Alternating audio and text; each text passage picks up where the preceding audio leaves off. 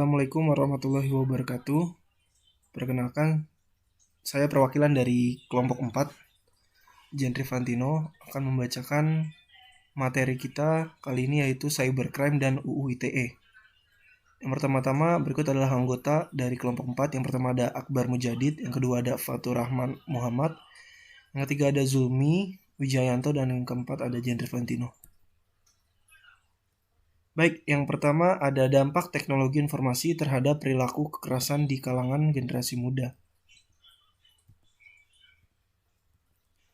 Jadi sebelum kita masuk ke pokok permasalahannya, kita harus bahas dulu apa sih itu cybercrime.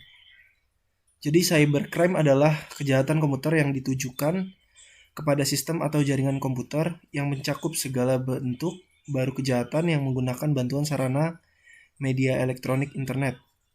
Cybercrime merupakan suatu tindakan kejahatan di dunia alam maya yang dianggap bertentangan atau melawan undang-undang yang berlaku. Berikut adalah ciri-ciri dari cybercrime. Yang pertama terdapat penggunaan teknologi informasi.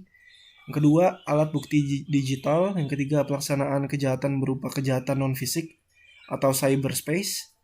Yang keempat, ada proses penyidikan melibatkan laboratorium forensik komputer. Yang kelima, ada sifat kejahatan bersifat non-violence, tidak menimbulkan kekacauan yang mudah terlihat. Dan yang terakhir ada dalam proses persidangan keterangan ahli menggunakan ahli TI. Berikut adalah jenis-jenis kejahatan yang termasuk dalam cybercrime.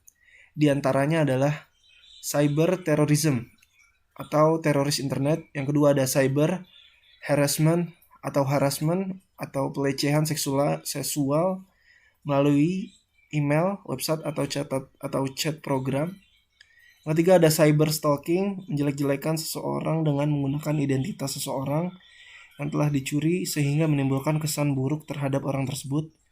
Yang keempat ada hacking atau penggunaan programming abilities yang bertentangan dengan hukum. Selanjutnya ada carding atau credit card fund. Carding muncul ketika orang yang bukan pemilik kartu kredit menggunakan kartu kredit tersebut secara melawan hukum. Itu jadi tanpa diketahui oleh pemilik kartu. Selanjutnya ada phishing, penipuan yang dicirikan dengan percobaan untuk mendapatkan informasi sensitif atau kata sandi seperti yang ada pada kartu kredit gitu. Jadi dengan menyamar sebagai orang atau bisnis yang terpercaya dalam sebuah komunikasi elektronik resmi yang biasa dikirimkan melalui email atau pesan instan gitu, yang biasa mungkin teman-teman dapati di email atau di WA atau di SMS gitu. Ada link-link yang kita klik, nanti dia bakal ngambil kata sandi dan sebagainya. Baik, selanjutnya apa itu cyberbullying? Cyberbullying adalah tindakan yang dilakukan secara sadar atau merugikan atau menyakiti orang lain melalui penggunaan komputer atau jejaring sosial dunia maya, telepon seluler, dan peralatan elektronik lainnya.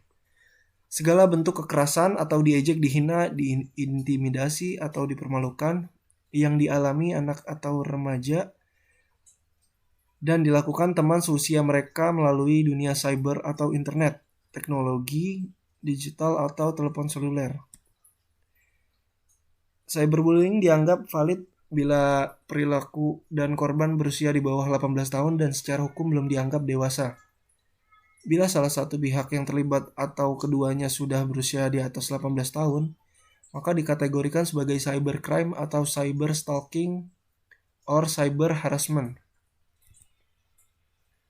Berikut ada bentuk-bentuk cyberbullying. Yang pertama ada flaming atau perselisihan yang menyebar, yaitu ketika suatu perselisihan yang awalnya terjadi antara dua orang dalam skala kecil dan kemudian menyebar luas sehingga melibatkan banyak orang dalam skala besar sehingga menjadi suatu permasalahan besar. Yang kedua ada harassment atau pelecehan, yaitu upaya seseorang untuk melecehkan orang lain dengan mengirim berbagai bentuk pesan baik tulisan maupun gambar yang bersifat menyakiti, menghina, memalukan, dan mengancam. Yang ketiga ada denigration atau fitnah, yaitu upaya seseorang menyebarkan kabar bohong yang bertujuan merusak reputasi orang lain. Yang keempat ada impersonation atau meniru, yaitu upaya seseorang berpura-pura menjadi orang lain dan mengupayakan pihak ketiga menceritakan hal-hal yang bersifat rahasia. Yang kelima ada outing and trickery atau penipuan, yaitu upaya seseorang yang berpura-pura menjadi orang lain dan menyebarkan kabar bohong atau rahasia orang lain tersebut ke pihak ketiga. Selanjutnya ada exclusion atau pengecualian, yaitu upaya yang bersifat mengucilkan atau mengucilkan seseorang untuk bergabung dalam suatu kelompok atau komunitas atas alasan yang diskriminatif. Yang ketujuh ada cyber stalking, yaitu penguntit di dunia maya adalah upaya seseorang menguntit atau mengikuti orang lain dalam dunia maya dan menimbulkan gangguan bagi orang tersebut. Berikut adalah contoh praktek cyberbullying yang sering dilakukan. Yang pertama, melakukan miss call secara berulang-ulang gitu. Jadi telepon terus-menerus. Yang kedua, mengirimkan email atau SMS yang berisi bahan hinaan atau ancaman. Yang ketiga, ada menyebarkan gosip yang tidak menyenangkan lewat SMS, email, komentar di jaring sosial media seperti pet, Facebook, or Twitter. Yang keempat, ada pencurian identitas online seperti membuat profil palsu, kemudian melakukan aktivitas yang merusak nama baik seseorang. Yang kelima ada berbagi gambar pribadi tanpa izin. Yang keenam ada mengunggah informasi atau video pribadi tanpa izin. Yang ketujuh ada membuat blog berisi keburukan terhadap seseorang. Berikut adalah contoh salah satu korban akibat cyberbullying. Yang pertama ada Megan Tyler, itu di Amerika Serikat. Dia sampai gantung diri setelah mengalami cyberbullying lewat sosial media oleh teman-temannya. Yang ketiga ada Katie Webb, itu di Inggris. Jadi ada perempuan 12 tahun yang gantung diri di rumahnya karena menjadi bulan-bulanan di media sosial karena gaya rambut dan pakaian yang tidak bermerek. Yang ketiga ada Amanda Todd dari Kanada, perempuan berusia 15 tahun, memposting video di YouTube tentang tindakan bully yang dialaminya sebelum ia ditemukan tewas di rumahnya setelah menerima cyberbullying selama 3 tahun. Jadi untuk mengatasi berbagai permasalahan yang berkaitan dengan cybercrime or cyberbullying, maka dibuatkanlah cyber law di Indonesia yang merupakan payung hukum. Itu ada di Undang-Undang Nomor 11 Tahun 2008 tentang informasi dan transaksi elektronik. Mungkin yang selanjutnya akan dipaparkan oleh Akbar Mujadid. Kepada Akbar Mujadid dipersilakan. Selanjutnya kita akan memasuki materi tentang perlunya cyber law. Pertama, melindungi integritas pemerintah dan menjaga reputasi suatu negara, membantu negara terhindar dari menjadi surga bagi pelaku kejahatan seperti teroris, kejahatan terorganisir, dan operasi penipuan. Membantu negara terhindar dari sebutan sebagai tempat yang nyaman untuk menyimpan aplikasi atau data hasil kejahatan cybercrime. Selanjutnya, meningkatkan kepercayaan pasar karena adanya kepastian hukum yang mampu melindungi kepentingan dalam berusaha. Memberikan perlindungan terhadap data yang tergolong khusus rahasia, informasi yang bersifat pribadi, data pengadilan kriminal, dan data publik yang dianggap perlu untuk dilindungi. Selanjutnya, melindungi konsumen, membantu penegakan hukum dan aktivitas intelijen. Aspek hukum cyber law. Undang-Undang Nomor 11 Tahun 2008 tentang informasi dan transaksi elektronik. Pasal 27, setiap orang dengan sengaja dan tanpa hak mendistribusikan dan atau mentransmisikan dan atau membuat dapat diaksesnya informasi elektronik atau dokumen elektronik yang memiliki 1. Muatan yang melanggar kesusilaan, muatan perjudian, 3. Muatan penghinaan dan atau pencemaran nama baik, 4. Muatan pemasaran dan atau pengancaman. Selanjutnya dipidana dengan pidana penjara paling lama 6 tahun atau denda paling banyak 1 miliar rupiah. Undang-Undang Nomor 11 Tahun 2008 tentang Informasi dan Transaksi Elektronik Pasal 28. 2. Setiap orang dengan sengaja dan tanpa hak menyebarkan informasi yang ditunjukkan untuk menimbulkan rasa kebencian atau pemusuhan individu dan atau kelompok masyarakat tertentu berdasarkan atas suku, agama, ras, dan antar golongan atau sara. Dipidana dengan hukuman penjara paling lama 6 tahun dan denda paling banyak 1 miliar rupiah. Selanjutnya akan dijelaskan oleh teman saya, Bang Zulmi. Silakan. Saya Muhammad Zulmi Wijianto.